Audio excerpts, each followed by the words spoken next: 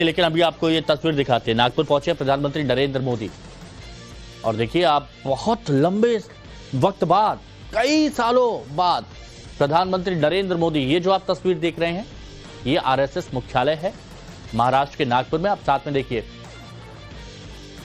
मोहन भागवत आपको दिखाई दे रहे हैं और प्रधानमंत्री नरेंद्र मोदी, मुख्यमंत्री देवेंद्र फडणवीस भी वहां पर हैं।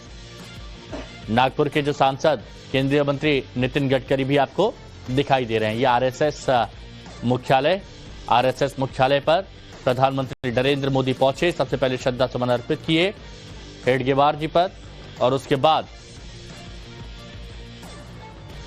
स्मृति मंदिर में पूजन करने के लिए प्रधानमंत्री नरेंद्र मोदी पहुंचे हैं। ये तस्वीर आप देखिए, संघ के स्मृति भवन में प्रधानमंत्री नरेंद्र मोदी और ये मोहन भागवत जी से मुलाकात करते हुए और साथ में उनके आरएसएस के गणमान्य लोग, संघ प्रमुख मोहन भागवत, सांसद नितिन गडकरी, मुख्यमंत्री देवेंद्र फडणवीस, और यहां पर पूजन भी किया। और ये बताया जा रहा है कि प्रधानमंत्री बनने के बाद पहली बार प्रधानमंत्री बनने के बाद नरेंद्र मोदी संघ मुख्यालय पहुंचे, यानी आरएसएस का जो मुख्यालय है नागपुर, वहां पर पहुंचे। कई साल बीत गए, कई सालों बाद प्रचारक थे, आखिरी बार तब आए थे प्रधानमंत्री नरेंद्र मोदी और उसके बाद कई सारी जिम्मेदारियां निभाई। इस दौरान वो नहीं पहुंचे, लेकिन अब पहुंचे हैं स्मृति मंदिर में, उन्होंने शीश नवाया। ये देखिए, ये वो तस्वीर शीश नवाते हुए। रविकांत राय हमारे सहयोगी हमारे साथ जुड़ चुके हैं। रविकांत, प्रधानमंत्री नरेंद्र मोदी पहुंच चुके हैं, आपके पास क्या जानकारी, क्या तस्वीरें साझा कीजिए। देखिए हिमांशु, प्रधानमंत्री नरेंद्र मोदी 25 मिनट तक स्मृति मंदिर के अंदर मौजूद रहेंगे और ये 25 मिनट बेहद महत्वपूर्ण होने जा रहे हैं, क्योंकि अटल बिहारी वाजपेयी के बाद दूसरे प्रधानमंत्री नरेंद्र मोदी हैं जो स्मृति मंदिर पहुंचे हैं, जहां इस वक्त मैं मौजूद हूं। और आरएसएस के जो संस्थापक रहे हैं डॉक्टर केशव बलराम हेडगेवार और दूसरे सरसंघचालक जो सदाशिव गोलवलकर, जिन्हें गुरुजी भी कहा जाता है, दोनों की समाधि जो है वो इसी स्मृति मंदिर के अंदर मौजूद है। सबसे पहले प्रधानमंत्री वहां पर पहुंचे और उनके साथ सरसंघ चालक मोहन भागवत मौजूद रहे और उनकी उपस्थिति में वो पुष्पांजलि का कार्यक्रम यानी समाधि पर श्रद्धा सुमन अर्पित करके उनको याद किया गया है। अब समझिए कि इसके मायने क्या हैं। आखिरकार जो लोकसभा चुनाव से पहले इस तरीके का परसेप्शन ऑपोजिशन ने बनाया कि संघ और भारतीय जनता पार्टी के बीच में बहुत सारे मतभेद हैं और उन दोनों के बीच में कुछ खटास आ गई है संबंधों को लेकर, उन संबंधों को सुधारने के लिए और उनमें मिठास लाने के लिए दोनों तरफ से प्रयास किए गए। और ये याद रखना होगा कि प्रधानमंत्री और मुख्यमंत्री से पहले नरेंद्र मोदी एक प्रचारक थे और उनका लंबा समय जो है प्रचारक, संघ के प्रचारक के रूप में बीता है। और वो बार बार इस बात को कहते हैं कि संगठन महत्वपूर्ण होता है व्यक्ति से ज्यादा, क्योंकि संगठन व्यक्ति का निर्माण करता है। और यही स्मृति भवन है जहां पर जितने भी संघ के पूरे देश में कार्यकर्ता हैं वो इसे एक मंदिर के रूप में मानते हैं और वो यहां पर आते हैं और जो आरएसएस के संस्थापक सदस्य रहे हैं उनको प्रणाम करते हैं। ऐसे में प्रधानमंत्री के रूप में यहां उनका पहुंचना इस बात को दिखाता है कि संगठन की महत्ता को कोई सरकार भी नकारती नहीं है और प्रधानमंत्री ये चाहते हैं कि भारतीय जनता पार्टी और संघ के बीच में जो समन्वय रहता है, जो मुद्दों को लेकर तालमेल होता है, उसमें किसी भी प्रकार की मतभेद ना आए। और एक जो सबसे बड़ी बात है हिमांशु, वो ये है कि भारतीय जनता पार्टी के राष्ट्रीय अध्यक्ष को लेकर बेंगलोर में बड़ी बैठक हुई और राष्ट्रीय अध्यक्ष चुना जाना है। ऐसे में जिस वक्त प्रधानमंत्री नरेंद्र मोदी सरसंघ चालक मोहन भागवत के पास होंगे, उनसे बातचीत कर रहे होंगे, जाहिर सी बात है कि ये यहाँ पर अलग से कोई बैठक नहीं है, लेकिन ये चर्चा जरूर होगी कि आने वाले दिनों में भारतीय जनता पार्टी की जो कमान है वो किसे सौंपी जाए और उसमें वो कौन कौन सी क्वालिटी होनी चाहिए। दो नेता जब आपस में एक साथ मंच साझा करेंगे, आज दिन में 2 बार ऐसा वक्त आएगा जब प्रधानमंत्री यहां से निकलकर दीक्षा भूमि जाने वाले हैं और उसके बाद वो माधव नेत्रालय पहुंचेंगे, वहां भी मोहन भागवत मंच पर उनके साथ डायस साझा करेंगे। तो ये पहली बार हो रहा है राम मंदिर की प्राण प्रतिष्ठा के बाद कि एक दिन में 2 बार प्रधानमंत्री सरसंघ चालक मोहन भागवत के साथ मंच साझा करेंगे और वहां पर 1 घंटे 25 मिनट तक रहेंगे। यहाँ पर 25 मिनट रहेंगे, तो आप समझिए कि लगभग 1.5 घंटे का साथ है। भले ही 1-to-1 मुलाकात ना हो, लेकिन इस मेल मुलाकात में बातें जरूर होंगी और आने अच्छा वाले रविकांत, दिनों में आप जो काफी लंबे राजनीतिक वक्त से डेवलपमेंट है, इस फील्ड को कवर करते आ रहे हैं, आप काफी लंबे वक्त से ये पूरे घटनाक्रम पर नजर भी रखते हैं जब ये मुलाकात होती है आरएसएस की भूमिका पर, बीजेपी की भूमिका पर। जरा ये बताइए, तस्वीरें तो आप दिखाते ही रहिए, जरा ये बताइए कि जब ये मुलाकात होगी तो मंत्रणा, विचार विमर्श जरूर होता है, इसका आने वाली राजनीति पर क्या इंपैक्ट पड़ सकता है?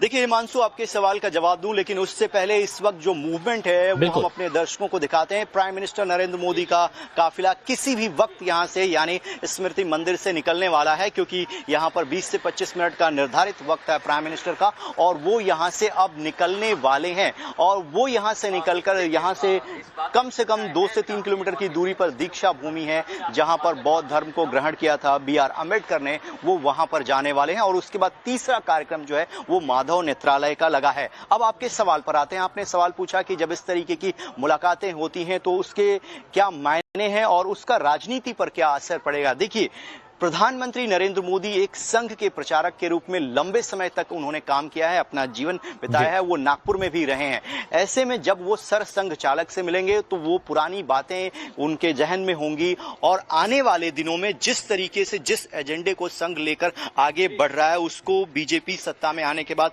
उन्होंने फुलफिल भी किया है, चाहे वो धारा 370 का मामला हो, राम मंदिर के निर्माण का मामला हो।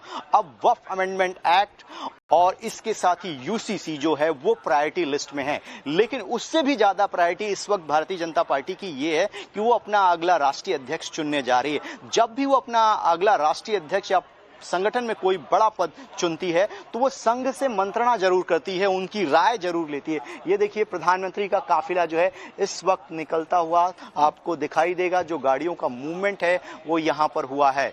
अब प्रधानमंत्री यहाँ से निकलने वाले हैं और प्रधानमंत्री यहाँ से निकलकर दीक्षा भूमि जाएंगे। ये एक एक करके गाड़ियां जो है वो हिमांशु आपको दिखाई दे रही हैं। प्रधानमंत्री अब यहाँ पर एक फोटो अपॉर्चुनिटी हुई है। जो संघ के अखिल भारतीय पदाधिकारी रहे हैं, जो पुराने लंबे समय से स्मृति मंदिर के अंदर काम करते हैं, उनके साथ प्रधानमंत्री ने मुलाकात की है और अपनी पुरानी यादों को साझा किया है और एक ग्रुप फोटो हुआ है। और सबसे महत्वपूर्ण बात यह है कि प्राइम मिनिस्टर का जो वेलकम है वो भैया जी जोशी ने किया है, जो कभी संघ में नंबर 2 हुआ करते थे। उन्होंने प्राइम मिनिस्टर को वेलकम किया है और अब देखिए प्रधानमंत्री का काफिला जो है वो यहां से निकलता हुआ दीक्षा भूमि की तरफ रवाना हो रहा है। तो बहुत ही पुरानी यादें होती हैं। जिस संस्थान में, जिस जगह पर आप लंबे समय तक काम करते हुए, उस पर 11 साल बाद जब आते हैं, ये देखिए प्रधानमंत्री हाथ जोड़कर आगे की सीट पर हैं और वो अभिवादन जो है वो सबका स्वीकार कर रहे हैं। तो ये पुरानी यादों को ताजा किया उस संगठन में जहां उनके जीवन को नया आयाम दिया, वहां से निकल प्रधानमंत्री जाते हुए और सरसंघ चालक भी उनके साथ थे। अब वो दूसरे कार्यक्रम के लिए प्राइम मिनिस्टर नरेंद्र मोदी का कॉन्वॉय जो है तस्वीरों में आप देख सकते हैं यहां से निकल चुका है और वो दीक्षा भूमि पहुंचेंगे, जहां पर लगभग आधे घंटे तक वहां रहेंगे। और उसके बाद माधव आई सेंटर का जो एक विंग है, उसके एक्सटेंशन और रिसर्च का जो नींव है वो प्रधानमंत्री नरेंद्र मोदी वहां पर जाकर रखेंगे और उसके बाद वो छत्तीसगढ़ के लिए रवाना हो जाएंगे। तो कुल मिलाकर मुलाकात भले ही 25 मिनट की रही हो, स्मृति मंदिर में भले ही प्रधानमंत्री 25 मिनट तक रहे हों, लेकिन इसका बहुत बड़ा और व्यापक असर जो है आने वाले दिनों में राजनीति में देखने को मिलेगा। और जिस जगह पर प्रधानमंत्री आए हैं वहीं पर 17 मार्च को हिमांशु आपको याद होगा कि यहाँ पर हिंसा हुई थी और हिंदुओं के जो घर थे उनको तोड़फोड़ की गई थी, गाड़ियों में आगजनी की गई थी। उस वक्त जो यहाँ के मुख्यमंत्री हैं देवेंद्र फडणवीस, उन्होंने कहा कि किसी भी कीमत पर हम शांति को भंग नहीं होने देंगे। और आज ये खबर भी थी, जैसा कि रिपोर्ट आपकी तरफ से भी भेजी गई, तो रविकांत ये देखा गया था कि प्रधानमंत्री नरेंद्र मोदी नागपुर पहुंचे आरएसएस के गढ़ में, तो वहां पर एक है तो सेफ है के पोस्टर भी जगह जगह लगे हुए थे।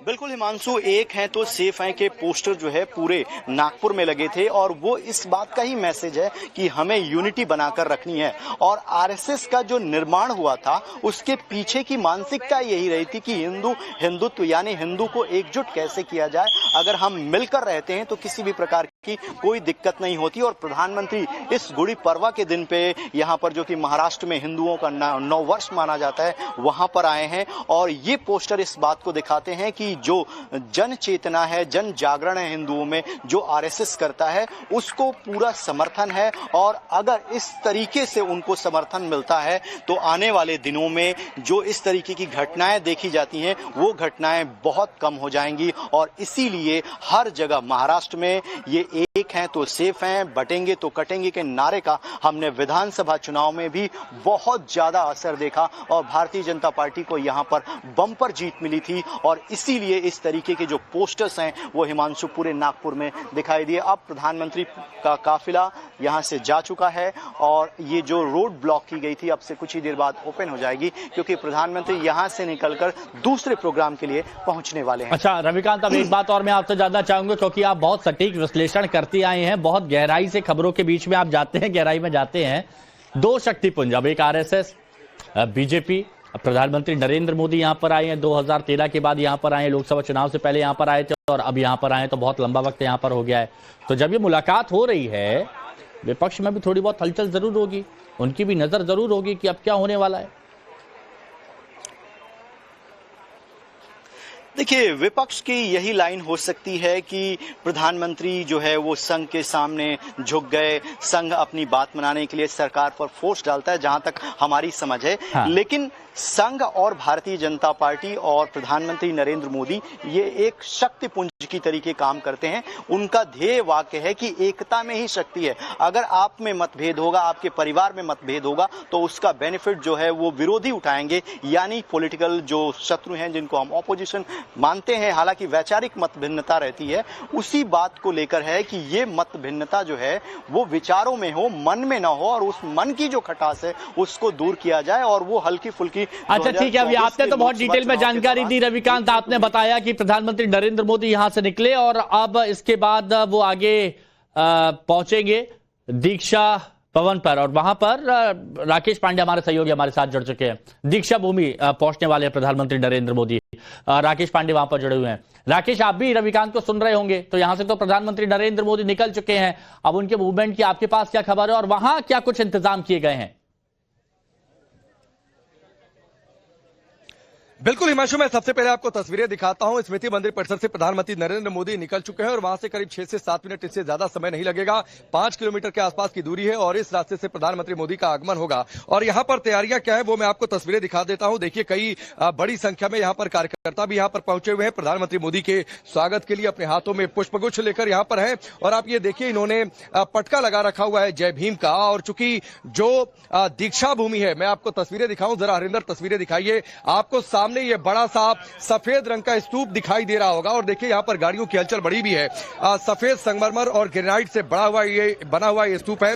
डॉक्टर बाबा साहब अम्बेडकर ने यहीं पर बौद्ध धर्म की शिक्षा ली थी और इसी स्तूप के बीचों बीच बाबा साहब की अस्थियां भी यहाँ पर रखी हुई हैं। और यहाँ पर प्रधानमंत्री मोदी यहाँ पर भी करीब 15 से 20 मिनट के आसपास रहेंगे। यहाँ पर ध्यान भी वो लगाएंगे और बौद्ध धर्म को मानने वाले लोग यहाँ पर बड़ी संख्या में आते हैं। और जाहिर सी बात है, जो उनकी फॉलोइंग है, जो उनकी लीगेसी है, और एक बड़ा संदेश, यहां पर भी कई सारे पोस्टर्स लगे हुए हैं। उन पोस्टर्स में भी एक है तो सेफ है का नारा लिखा हुआ है, मोदी है तो मुमकिन है, इस तरीके की बातें लिखी हुई हैं। चूंकि देखिए सामने कई इस तरीके के बड़े पोस्टर्स लगे हुए हैं। महाराष्ट्र में हाल ही में चुनाव हुए, प्रधानमंत्री मोदी जब भी रैलियों में आए थे तो इन नारों का जिक्र भी हुआ था। इसके बाद यहां पर सरकार भी बनी। फिर उसके बाद दिल्ली हरियाणा में क्या हुआ था ये भी सबने देखा है। इस साल के आखिर में बिहार में चुनाव होंगे, फिर पश्चिम बंगाल में चुनाव, 2 साल बाद यूपी में चुनाव। तो ये एक नारा, और चूंकि आरएसएस का हेडक्वार्टर, आरएसएस बीजेपी एक साथ, तो जिसका जिक्र रविकांत कर रहे थे। लेकिन आप यहां पर देखिए, प्रधानमंत्री मोदी का आगमन नागपुर में दीक्षा भूमि में आप लोग कैसे देख रहे हैं? मोदी जी आ रहे हैं, हमको बहुत खुशी हो रही है। इलेक्शन के पहली बार आ रहे हैं और दीक्षा भूमि जैसे पवित्र जगहों पे आने हैं, तो हमारे सभी दलित समाज के लोग बहुत खुश है उससे। आप बताइए, दलित वोट बैंक को भी संदेश है। दीक्षा भूमि जैसे पावन भूमि पर मोदी जी पधार रहे हैं, तो ये हमारे लिए बहुत गर्व की बात है। और सारे सभी दलित समाज यहाँ पे हम लोग इकट्ठा हुए हैं उनके स्वागत के लिए, और सब में एक खुशी का माहौल है यहाँ। आप सोचिए हिमांशु, दलित वोट बैंक को भी एक संदेश है, क्योंकि बाबा साहेब के नाम पर संविधान बचाओ किस तरीके की बातें हुई, संविधान की धज्जियां उड़ा देती है भारतीय जनता पार्टी, बीजेपी सरकार, मोदी सरकार, इस तरीके के आरोप पूरे विपक्ष ने लगाए हैं। और यहां पर आकर एक तो ये कि बाबा साहेब के संविधान को लेकर वो अपने दिल के करीब किस तरीके से रखते हैं, जब प्रधानमंत्री बने तो उन्होंने संविधान को किस तरीके से माथे पर रखा हुआ था, वो तस्वीरें भी संसद भवन के अंदर की हमने देखी थी। और अब यहां पर आकर ये दोनों एक नैरेटिव सेट करने की कोशिश की, बाबा साहब को ना सिर्फ मानते हैं, ना सिर्फ उनके दिखाए रास्ते पर चल रहे हैं, ना सिर्फ संविधान को अपने दिल में रखते हैं, बल्कि जिस तरीके से लोगों ने कहा कि दलित समुदाय को भी एक बड़ा संदेश, पिछड़े समुदाय को भी एक बड़ा संदेश है कि किस तरीके से बीजेपी उनके लिए काम करेगी। लेकिन यहां पर थोड़ी सी हलचल बढ़ी है। अब से थोड़ी देर बाद 2 से 4 मिनट मुझे लगता है वक्त लगेगा। राकेश, तस्वीरें आप दिखाते रहिए, काफिला यहां पर आएगा। 6 से 7 मिनट। राकेश, तस्वीरें आप दिखाते रहिए, लेकिन चूंकि आपने बात यहां पर की है तो मैं आपसे जानना चाहता हूं, आपने इससे कई मुद्दों पर चर्चा भी की है। विपक्ष तो हमेशा यही कहता है ना कि संविधान की धज्जियां उड़ा दी गई, संविधान को तार तार कर दिया गया। अब प्रधानमंत्री नरेंद्र मोदी जब यहां पर पहुंच रहे हैं तो विपक्ष की नजर भी इस पर होगी, विपक्ष अपनी लाइन और लेंथ भी तैयार कर रहा होगा। नहीं, विपक्ष लाइन लेंथ तैयार करेगा हिमांशु, और विपक्ष कहेगा ये सब दिखावा है, मानते नहीं है, जाने से क्या होगा, वहां पर बैठकर 10 मिनट ध्यान लगा लिया उससे क्या होगा, बाबा साहब के संविधान पर चलना चाहिए। विपक्ष की लाइन सेट है और इसका अंदाजा हिमांशु आप भी लगा सकते हैं, रविकांत मेरी बात सुन रहे होंगे वो भी अंदाजा लगा सकते हैं। तो इस तरीके की प्रतिक्रियाएं यहां पर आएंगी जो विपक्ष की ओर से है। लेकिन आप देखिए, जब प्रधानमंत्री मोदी किसी रास्ते पर आगे बढ़ते हैं, जो उनके काम करने का तरीका है, वो जो सोचते हैं, जिस रास्ते पर चलना चाहते हैं उस रास्ते पर चलते हैं। और आप देखिए एक साथ कई सारे संदेश है, जिसका रविकांत जिक्र कर रहे थे। मोहन भागवत से मुलाकात, करीब 1.5 घंटे दोनों एक साथ रहेंगे, तो जाहिर सी बातें होंगी। बीजेपी के नए अध्यक्ष बनने वाले हैं, उसको लेकर जाहिर सी बातें हो सकती हैं। जहां पर इस वक्त प्रधानमंत्री मोदी मौजूद थे, अब से थोड़ी देर पहले हिमांशु स्मृति मंदिर परिसर में नरेंद्र मोदी प्रधानमंत्री बनने के बाद पहली बार स्मृति मंदिर परिसर के अंदर गए हुए थे। तो आप ये सोचिए, इसका भी एक बड़ा संदेश है। वहां पर मोहन भागवत मौजूद थे, पूरा संघ वहां पर मौजूद था। इसके बाद यहां पर आ रहे हैं तो एक नैरेटिव हुआ कि ठीक है, संघ और बीजेपी, क्योंकि कई बार इसमें अलग अलग तरीके की बातें करने की कोशिश हुई, तो एक वो भी संदेश है। हाल फिलहाल में संघ की क्या भूमिका रही है उसको लेकर भी कोई बातें किसी से छिपी नहीं है। और यहां पर आकर दीक्षा भूमि में आकर यहां पर बाबा साहेब अंबेडकर की जहां पर अस्थियां रखी हुई हैं, वहां पर आकर बैठकर एक संदेश संविधान को लेकर, एक संदेश बाबा साहेब को लेकर और एक संदेश दलित वोट बैंक को लेकर। क्योंकि आप देखिए, आने वाले समय में जाति जनगणना का मुद्दा विपक्ष बार बार उठा रहा है और कह रहा है कि बीजेपी इस मुद्दे से भाग रही है, तो दलितों और पिछड़ों का अपमान कर रही है भारतीय जनता पार्टी। तो उसको भी लेकर एक काउंटर नैरेटिव यहां से जाहिर सी बातें सेट होगा जब प्रधानमंत्री मोदी यहां पर आएंगे। थोड़ा और एक साथ आप ये देखिए, कई सारे पोस्टर्स लगे हुए हैं, जरा एक एक करके। पोस्टर आपने दिखाई, लेकिन क्योंकि बहुत सारे लोग ये कहते हैं ना कि संविधान की धज्जियां उड़ा रहे हैं, जिसका आप जिक्र कर रहे थे, विपक्ष भी यहां पर कह रहा था, बहुत सारे लोग वहां पर मौजूद है, संविधान की बात करते हैं, खुद को दलित समाज से बता रहे हैं, उनसे भी अगर आप बात कर लेते, उनके पास जाते। जो यहां पर लोग आए हुए हैं हिमांशु, जो लोग आए हुए हैं, आप ये देखिए, कॉन्स्टिट्यूशन ऑफ इंडिया, भारत संविधान की प्रति उन्होंने अपने हाथों में ले रखी हुई है, हाथों में पुष्पगुच्छ ले रखा हुआ है। आप ये देखिए, जय भीम के पोस्टर्स, पटका इन्होंने पहन रखे हुए हैं। भारतीय जनता पार्टी का भी इन्होंने पटका, कुछ कार्यकर्ता यहां पर आए हुए हैं, आप ये देखिए पहुंचे हुए हैं। दलित वोट बैंक को लेकर बातचीत होती है और बीजेपी पर आरोप विपक्ष लगाता है, इस पर आप लोग क्या कहेंगे? मेरे को तो बहुत आनंद आ गया जो अभी नवरात्र में आए हैं, और मेरा मैसेज उन्हें दे दो शीला पापा चौहान की तरफ से, जय श्री राम बोल दो। तो देखिए, जय श्री राम भी लोग कह रहे हैं। और अब देखिए यहाँ पर चूंकि अब काफिला धीरे धीरे प्रधानमंत्री मोदी का आ रहा है, आप ये तस्वीरें देखिए, प्रधानमंत्री मोदी का ये काफिला, और सबसे आगे गाड़ी में प्रधानमंत्री नरेंद्र मोदी, हाथ हिलाकर कार्यकर्ता जो यहाँ पर मौजूद है उनका अभिवादन करते हुए दीक्षा भूमि के अंदर जाते हुए प्रधानमंत्री मोदी, और साथ ही उनके काफिले की जितनी गाड़ियां हैं उसके पीछे जयमर, और उसके पीछे पूरा सुरक्षा का पूरा अमला, जो वाहनों का है ये पूरा दस्ता आगे बढ़ते हुए। नितिन गडकरी आपको केंद्रीय मंत्री इस गाड़ी के अंदर आपको दिखाई दिए हैं। लगातार उनकी मौजूदगी भी, चूंकि नागपुर से वो आते हैं, नागपुर उनका क्षेत्र है, और उन्होंने भी हाथ हिलाकर जो लोग यहां पर मौजूद हैं उनका अभिवादन किया है। तो अब दीक्षा भूमि के मुख्य प्रवेश द्वार पर पहुंच चुका है प्रधानमंत्री नरेंद्र मोदी का ये काफिला, और जिसका हम जिक्र कर रहे थे। और ये तस्वीरें आप देखिए किस तरीके से लोग यहां पर नारेबाजी कर रहे हैं, किस तरीके से प्रधानमंत्री मोदी को लेकर यहां पर नारेबाजी हो रही है। क्या नारे आप लोग लगा रहे हैं? परम पूज्य डॉक्टर बाबा साहेब आंबेडकरांचा, मोदी जी आगे बढ़ो, मोदी जी आगे बढ़ो, मोदी जी आगे बढ़ो, मोदी जी आगे बढ़ो। प्रधानमंत्री प्रधानमंत्री मोदी दीक्षा भूमि के अंदर इस वक्त प्रवेश कर चुके हैं। विपक्ष बार बार ये कहता है कि बाबा साहेब को नहीं मानते हैं, विपक्ष बार बार ये कहता है वो संविधान के रास्ते पर नहीं चल रहे हैं। आप लोग क्या कहें? वो सब झूठ है, वो कुछ भी बोलते हैं। विश्व में कोई सबसे ज्यादा मानता होगा तो मोदी जी ही मानते हैं बाबा साहब को, और कोई नहीं मानता।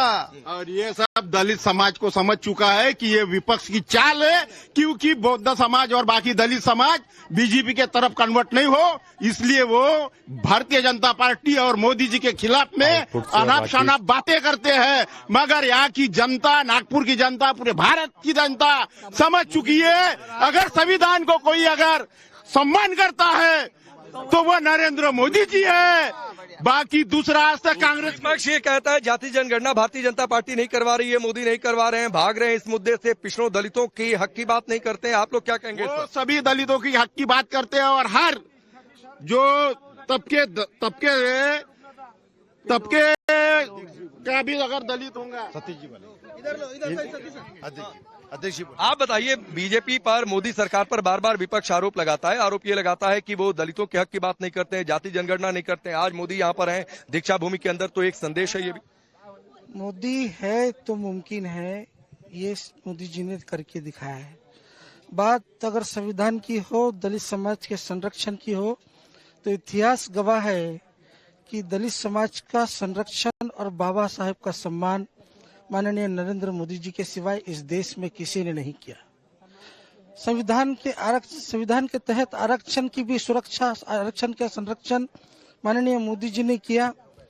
माननीय मोदी जी ने 3 तलाक के ऊपर पाबंदी ला करके स्त्री रक्षण का काम किया।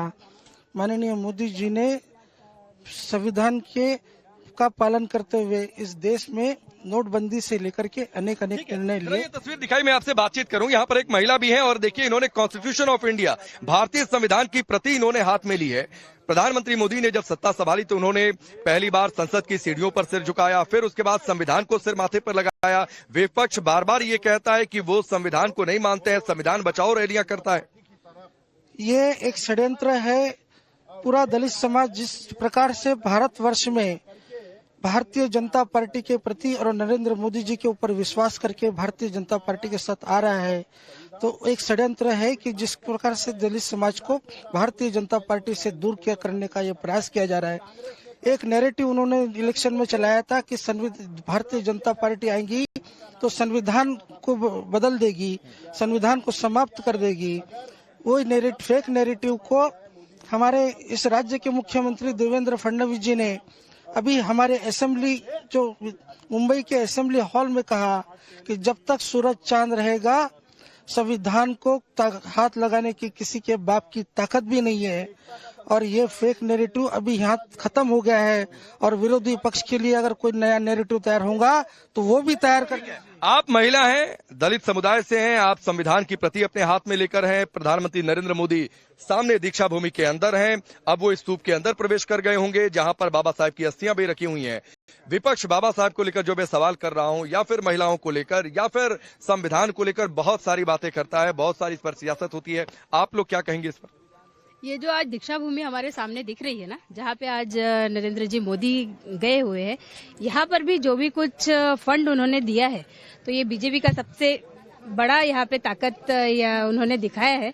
उन्होंने वैसे इंदू मील जो बोलते हैं उसके लिए भी सबसे ज्यादा अगर किसी ने प्रयत्न किया है तो मोदी जी ने ही किया है। और भी अनेक ऐसे कार्य है, जैसे इंदू मील का हो गया, लंदन का जो बाबा साहेब का बंगला था, जो हमारे यहाँ हमारे मुख्यमंत्री माननीय देवेंद्र जी फडणवीस, उन्होंने भी ये लंदन का बंगला उन्होंने ये किया है, जहाँ से यहाँ से हमारे नागपुर के जो भी स्टूडेंट्स जाते हैं पढ़ने वगैरह, तो वो वहाँ पे आप भी बताइए, कुछ जय लहू जी का पटका लेकर आई हैं। प्रधानमंत्री मोदी यहाँ पर हैं, दलित वोट बैंक, महिलाएं, संविधान, जाति आरक्षण, इन सब को लेकर बहुत सारी सियासत होती है। विपक्ष की अपनी बातें, बीजेपी की अपनी बातें, आप लोगों का क्या कहना है? मुझे बहुत खुशी हुई है कि अपने दीक्षा भूमि में भी अपने मोदी जी जैसे जितने श्री राम से उनको प्रेम है उतना अपने बाबा साहेब से भी प्रेम है। बस इतना ही कहना चाहूंगी। जितना प्रभु श्री राम से प्रेम है उतना बाबा साहेब संविधान से प्रेम है। चलिए, तस्वीरें दिखाते रहेंगे, लोगों की बात हम आपको सुनाते रहेंगे। प्रधानमंत्री नरेंद्र मोदी के नागपुर दौरे के बारे में हर एक बात बताएंगे। राकेश दोबारा आपसे जुड़ेंगे, लेकिन यहाँ एक छोटा सा ब्रेक।